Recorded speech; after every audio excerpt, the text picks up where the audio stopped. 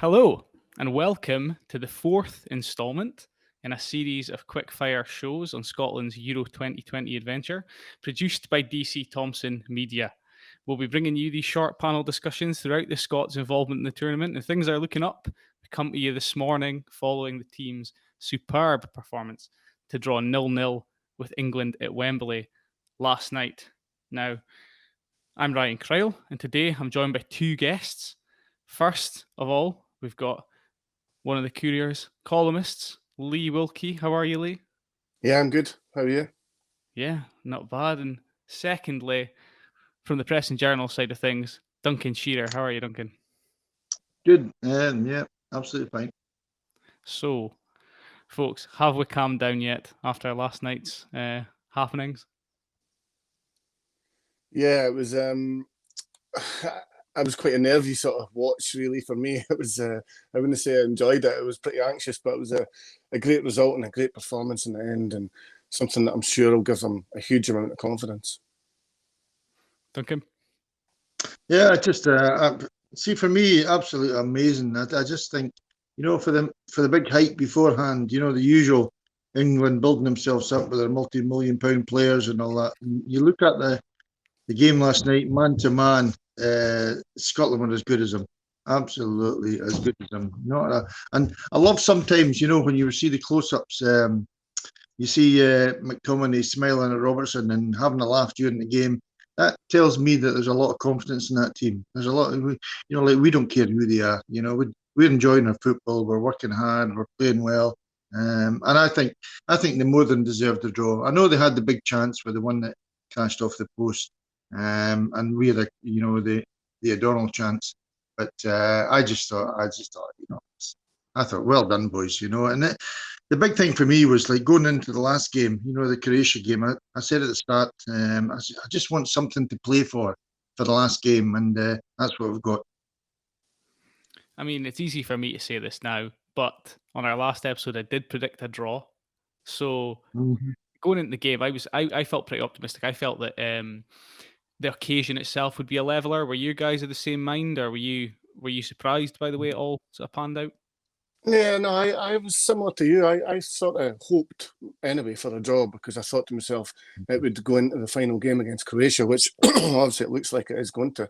So I just think I agree with Duncan how Scotland went about the game last night. They were they dragged England into a game that they didn't want to be involved in. They didn't look comfortable up against the Scottish players, and in that sort of environment, I thought Scottish players dealt with it a lot better than the English players. And I think the changes as well that Clark made to the team really, really improved them. And it was just an all round. You go through the team man for man, and every single one of them did a really excellent job. And I think it's going to give them a huge amount of confidence for Croatia. I think Croatia are obviously a top class team, but they're not as good as they were a while back. And they shouldn't have anything to fear. And I think Duncan's right about the confidence thing, because I think that's one thing that lets not just Scottish international players down, but Scottish players in general. There's a sort of mentality maybe that aren't quite as good as the other teams, and it's good to see boys like Robertson and Tierney and McTominay, because they've played at the highest level, and they sort of are obviously bringing that to the Scotland squad, which is good to see, because we should believe that we're up there with some of the other teams. But I think sometimes it comes down to that. We always class ourselves as the minnows and the underdogs, Duncan, was it as you expected? Yeah, Never in doubt. Yeah, I think I agree. I think everybody thought the same thing. Let's be honest. England have got an embarrassment of riches. They have. They just last night. My wife's English. She's got the big Union Jack on her back, and I've got the Scotland top on, and we're having some food and watching the game, and we're having some good banter. And that. I'm thinking, I wish I was on her side when I look at their team. But then again, at the end of the game, I'm thinking, thank God I'm Scottish. Honestly, God, I thought we were brilliant last night. We just need a goal, don't we, lads? We need that's 2 clean sheets now, and 2 non-goals, and I'm thinking, oh, come on, we need a goal, because that could hurt us badly, going into the Croatia game. If we get even a 1-0 win against Croatia, might not be enough for us. I'm just need that goal to add to our our play, you know. Mm-hmm. I think myself and Lee were discussing that before we came on, Duncan as well.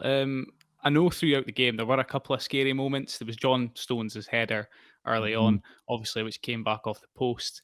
Then there was the Robertson Sterling coming together later on in the box, which I felt the STV commentators sort of played down immediately as never a penalty. But I think, in the VAR world where you watch things back, 10 times from every angle, there was a chance. I thought that some referees might have given that. There was also the scramble in the box, the terrifying scramble in the box at the end. But I think over the course of the game, what struck me was Scotland's composure on the ball, the ability of players like O'Donnell, who'd been savaged after the game on Monday, to play it out, plenty of confidence. Tierney made a massive difference, but in the midfield, we're putting together some good passages of play. I mean, if you list the players, O'Donnell, Hanley, Tierney, Robertson, Billy Gilmore, Callum McGregor, Dykes, Shea Adams, you're basically getting to the point where you could almost give every player in the team 10 out of 10. Who do you think were the real standouts, though? I personally think, obviously, Gilmore, which has been, he's been talked about after the game, but I just think he shows so much class, not just on the ball as well, but his determination to try and win the ball back and chase people down, and he's always wanting the ball, always looking to receive the ball, and it's just great to see a young kid like that, almost with no fear.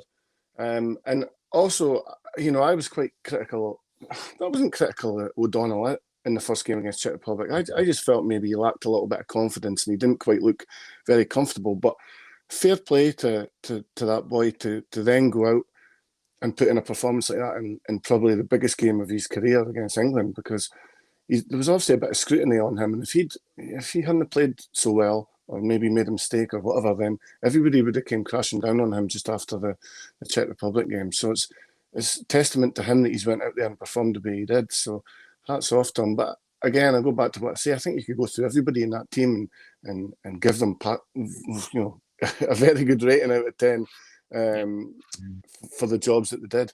And but Gilmore just excites me. It's great for the future that you've got young players like that coming through the scene. And before the game, people are sort of saying, "Is he ready?" But then he's appeared 22 times for Chelsea, playing with some of the best players in the world against some of the best players in the world, and he's looked exactly like he did last night, comfortable and confident and fearless, and it's great to see that. Yeah. Duncan, would you concur? So, sorry, I totally agree with Lee there. So when I was, that was my first professional club down in Chelsea in the early 80s and that. So my in-laws actually married. I went down to Chelsea and I stayed in Diggs, and I married their daughter, and they're all big Chelsea fans. And watched Mount. I try and get down a couple of times a year. I loved the battle between Mount and Gilmore in midfield in England. And I love the two of them, the two teammates crashing in together. No holds barred. And it was brilliant to see two young lads. I'll tell you a thing that I've noticed in Scotland. Lee would probably agree with this. That we've gone from. I'm not saying we were a long ball team. We weren't really a possession team. And possession nowadays seems to be a big thing. Keep the ball as long as you can. And obviously Steve Clark's got that into the boys. And there were times that there was wee visions. I'm not saying, listen, it's a great thing. There was times that wee visions where when players stop the ball in midfield and just walk and pass the ball to each other, and England don't close them down. I'm thinking they're comfortable. These boys are really, as Lee mentioned, McTominay and all that, and McGregor, they're comfortable in midfield. They don't look as though they're scared that they're out of place and that, because guys like myself and the Scotland fans think, oh, England, look at them, they could really turn us over here, But I just at no time last night in the game did I think at one time that England were going to beat us 3 or 4-0. Not a chance, And I just I'm delighted that the way Scotland are progressing in terms of possession and getting the ball forward. And I was really chuffed when I seen, and I didn't predict that they would play both Dykes and Adams up front. I thought they would just play the one, and just sort of sit in the midfield area. But fair play to Steve. He went attacking, and I was delighted. I just loved it, every minute of it. Apart from that scramble, to be honest with you, it was heart in the mouth stuff. obviously the big chances were O'Donnell's volley in the first half. Shea Adams had a kind of sighter before that, but Yeah. Stephen O'Donnell and then Lyndon Dykes had the volley that was sort of cleared by Reece James. And was that going in? Was it not going in? Do you think, though, towards the end of the game, there was a sense that Scotland, if a team was going to win it, it was going to be Scotland? And do you think we should maybe feel slightly aggrieved that we didn't win it? Or because I know we're happy with the draw, but that's probably, a sign of how far we've progressed in recent years, and especially under Clark. But yeah, do you think we've missed a chance maybe there? On goalie. Potentially, yeah. I think you're probably right. I'm not 100% sure Scotland maybe deserved. They obviously created chances now. They played, and they were a better team in my eyes anyway. But I think they rode their luck a little bit with the John Stones header off the post.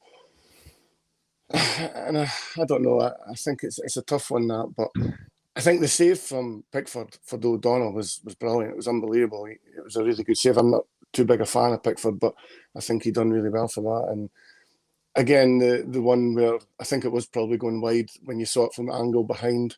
So it's tough to say, but I would like to think if we maybe got another 10 minutes, Scotland would have kept the tempo up and kept going. And as Duncan said earlier, they were growing with confidence as the game went on. So I suppose if you look at it that way, there probably was only going to be one team that was going to get better and better as the game went on. And for me, that was Scotland. Yeah, Duncan? Yeah. Totally agree with Lee there. The Stones header was amazing. I was a bit annoyed. I think it was Dykes that lost him when they were doing the rerun and that, and I'm thinking, what a good header that is, and just unfortunate for them, it came crashing off the post, but fortunate for us, and that was our little scare from there, and we had our own chances ourselves. But I think for me, I think if you're asking any Scotland fan, would you have taken it? Because if we got beat last night, I don't care what would have happened against Croatia. We would beat 1-0, 2-0. We don't look as though we're a team that'll score 3-4 goals. And we needed goals. So at least we've got something going into the last game. For me, that'd be good. It'd be brilliant for the build-up for that as well. That last game, then obviously we're now buoyant as a nation, as a team, hopefully. Croatia, not so much. They've had a loss. They had a draw yesterday. Do we think we can do this? Do we think we can get the 3 points, make it to 4 points, and progress in the knockout stages? What are your feelings? Yeah, I definitely think so. I mean, I'm quite confident. I think Scotland players in the camp will be in a buoyant mood. They'll be confident, and I think Croatia have been a little bit lackluster the whole tournament. They'll be struggling for confidence, looking for a big performance. And for me, hopefully the momentum's with Scotland and they can go and get a win. Again, I agree with Duncan that they've not got loads of goals in them. So if it ends up being a 1-0 and they can get through, then great. But I can't see them going and winning any more than sort of 1-0 if possible. Yeah. Difficult. It's difficult to score goals at that level. As they said beforehand, chances are few and far behind. I was listening to Davy Moyes last night, and he was saying that Scotland will get a couple of chances, and they just need to be clinical, and that's what it boiled down to last night. Just picking that ball in the nets is the hardest thing to do. There's not many of us can do that. Well, I can't anyway. Yeah, you're right. just very finally, then, how crucial is the Tartan Army going to be at Hampden on Tuesday?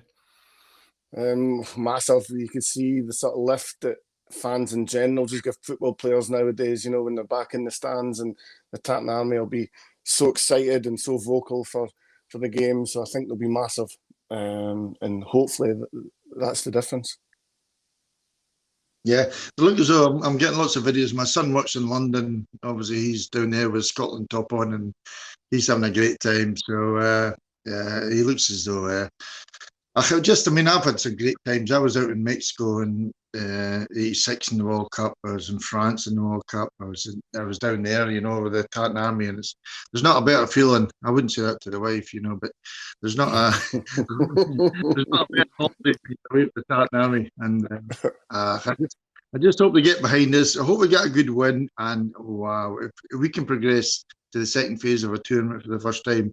And I love the way these boys talk. Andy Robertson, Lee would say this, and there's so much humility in these boys. There's no big Ronaldos or there's no big superstars in these boys. They're not.